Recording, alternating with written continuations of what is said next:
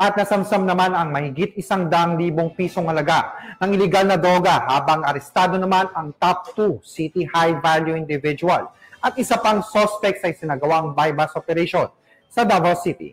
Nakibalita dyan si Patrolwoman Mariel May Dongkilab.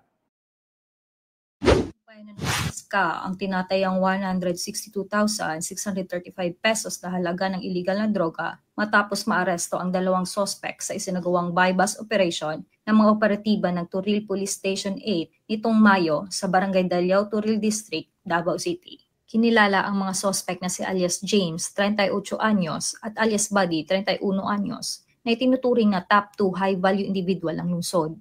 Ayon kay Police Major Cheryl Y. Bautista, Station Commander ng Turil Police Station 8, nakumpiska mula sa mga sospek ang tinatayang 18.02 grams ng hinihinalang shabu at 13.43 grams ng pinatuyong dahon ng marijuana. Nahaharap ngayon ang mga sospek sa kasong paglabag sa RA 9165 o Comprehensive Dangerous Drugs Act of 2002.